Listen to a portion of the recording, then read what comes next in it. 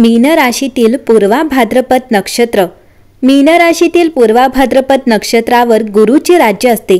ते दुहेरी तोंड असलेल्या पुरुष किंवा अंतसंस्काराच्या खाटेचे पुढचे पाय असे प्रतीक आहे.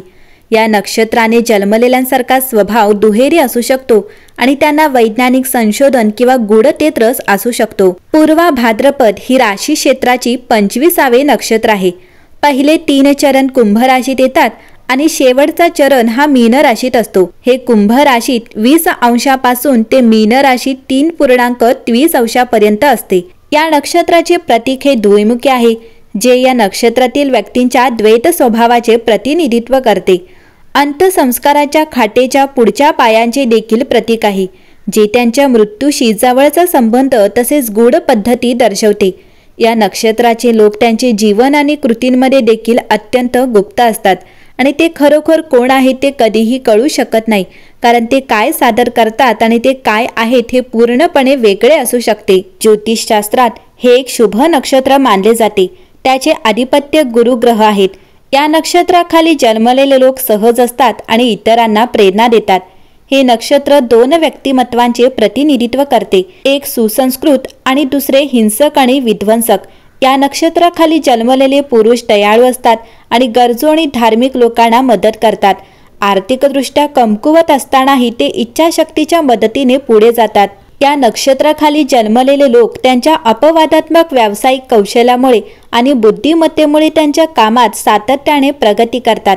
या नक्षत्राखाली जन्मलेल्या व्यक्ती विज्ञान आणि संशोधन क्षेत्रात उत्कृष्ट कामगिरी करताना दिसून आल्या आहेत. या नक्षत्राखाली जन्मलेल्या महिला विज्ञान आणि तंत्रज्ञानाच्या क्षेत्रात उत्कृष्ट कामगिरी करू शकतात किंवा प्रसिद्ध शास्त्रज्ञही बनू शकतात. या नक्षत्राखाली जन्मलेल्या पुरुषांच्या आयुष्यात अनेकदा काळजी आणि प्रेमाचा अभाव असतो. अशा व्यक्ती त्यांच्या आईच्या आजारांना कारणीभूत ठरू शकतात. पूर्वा भाद्रपदाच्या 4 अवस्थांचे वेगवेगळे परिणाम होतात. पहिला टप्पा आहे, या टप्प्यावर मंगळाचे राज्य असते. या टप्प्यात जन्मलेले लोक शूर म्हणून ओळखले जातात. या टप्प्याचा अधिपती गुरु हा शनीचा शत्रू आहे, पण मंगळाचा मित्र आहे. मंगळाचा काळ शुभ परिणाम आणि भौतिक समृद्धी आणतो, परंतु गुरुचा काळ इच्छित शुभ परिणाम देऊ शकत नाहीत. शनीचा उपकाल शुभ आहे. दुसरा टप्पा आहे, या टप्प्यावर शुक्राचे राज्य असते. या टप्प्यात जन्मलेले लोक अत्यंत बुद्धिमान असतात. त्यांचा स्वामी ग्रह गुरु शुक्राचा शत्रू आहे. शुक्राच्या टप्प्यामुळे अपेक्षित शुभ परिणाम मिळत नाहीत. गुरुच्या स्वतंत्र टप्प्यामुळे धैर्य वाढते. शनीची अवस्था प्रगतीला चालना देते. तिसरा टप्पा, बुध हा या चरणाचा अधिपती आहे. या चरणात जन्मलेले लोक मोठ्या शहरांमध्ये भरभराटीला येतात. बुध हा या नक्षत्राचा स्वामी गुरु ग्रहाचा प्रतिकूल असतो, परंतु लग्नाचा स्वामी शनी ग्रहाशी त्याच्या मैत्रीपूर्ण संबंध असतो. बुधाची चरण शुभ असते. गुरु ग्रहाच्या स्वतंत्र चरणात शौर्य वाढते. शनीच्या चरणात व्यक्तीची भरभराट होते. चौथा टप्पा, या चरणावर चंद्राचे राज्य असते. या चरणात जन्मलेले लोक सुख शोधणारे असतात. लग्नाचा स्वामी आणि नक्षत्र चरण मैत्रीपूर्ण असतात. लग्नाचा स्वामी गुरु यांचे चरण उत्कृष्ट परिणाम देतात. त्याचप्रमाणे गुरुच्या चरणात जातकाला रोजगाराची संधी मिळतात. चंद्राची चरण धार्मिक प्रवास आणि सौभाग्याच्या संधी प्रदान करतात. मंडळी, पूर्वा भाद्रपद नक्षत्रात जन्मलेल्या व्यक्ती बहुतेकदा आध्यात्मिक आणि धार्मिक प्रवृत्तीच्या असतात. त्यांच्याकडे खोल ज्ञान आणि आध्यात्मिक समज आहे, जी तुम्हाला स्वतःच्या प्रत्येक पैलूला समजून घेण्यास आणि योग्य दिशेने मार्गदर्शन करण्यास मदत करते. तुम्ही शिक्षण आणि सामाजिक सेवेच्या क्षेत्रात उत्कृष्ट कामगिरी करू शकता. तुमचे मन शांत आणि संतुलित आहे, ज्यामुळे तुम्ही कठीण परिस्थितींना संयम आणि समजूतदारपणे हाताळू शकता. तुम्ही समाजात एक प्रेरणादायी व्यक्तिमत्व म्हणून ओळखले जाता आणि इतरांना मार्गदर्शन करण्यास सक्षम असता.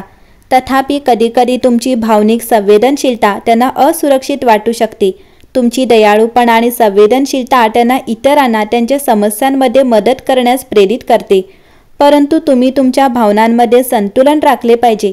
कधीकधी तुम्ही इतरांच्या बाबतीत खूप जास्त हस्तक्षेप करू शकता, ज्यामुळे तुमच्या वैयक्तिक जीवनावर आणि मानसिक स्थितीवर परिणाम होऊ शकतो. पूर्वा भाद्रपद नक्षत्राचा स्वामी ग्रह हा गुरु आहे. गुरुला ज्ञान, शिक्षण आणि धार्मिकतेचे प्रतीक मानले जाते. या नक्षत्राखाली जन्मलेल्यांवर बृहस्पतीचा प्रभाव त्यांना सखोल समज, मानसिक शांती आणि आध्यात्मिक प्रगतीकडे नेतो.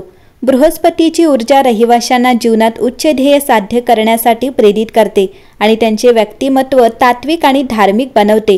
गुरुच्या आशीर्वादाने व्यक्ती जीवनातील गुंतागुंत समजून घेण्यास आणि त्या सोडवण्यासाठी योग्य मार्ग स्वीकारण्यास सक्षम होते. बृहस्पती ग्रहाचा प्रभाव मूळ रहिवाशांना उच्च सामाजिक मान्यता मिळवण्यास, ज्ञान प्राप्त करण्यास आणि धार्मिक कार्यात सहभागी होण्यास प्रेरित करतो. या नक्षत्राखाली जन्मलेले लोक अनेकदा शिक्षण आणि सामाजिक सेवेच्या क्षेत्रात महत्त्वपूर्ण योगदान देतात आणि त्यांच्या कृतींद्वारे समाजात सकारात्मक बदल घडवून आणू शकतात. मंडळी, पूर्वा भाद्रपदाची एक पौराणिक कथा आहे.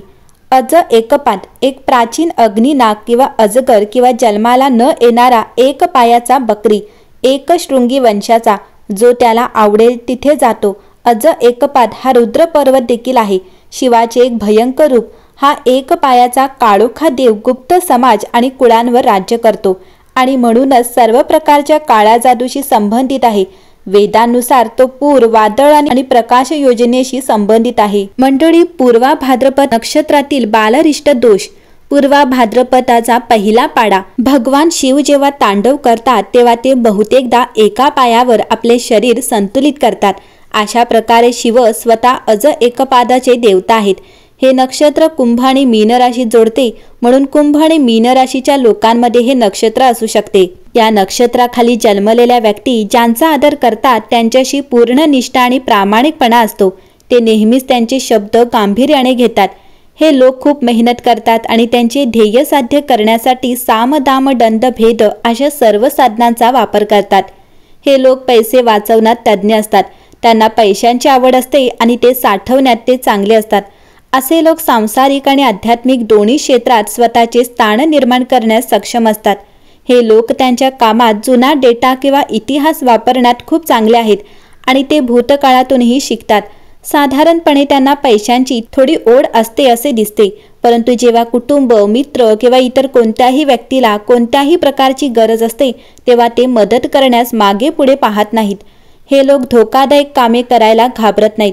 त्यांना अशा यंत्रांसोबत किंवा उपकरणांसोबत काम करायलाही आवडते जिथे थोडीशी चूक देखील जीवघेणी ठरू शकते. या नक्षत्राखाली जन्मलेले लोक त्यांच्या गुरूंशी जोडलेले असतात.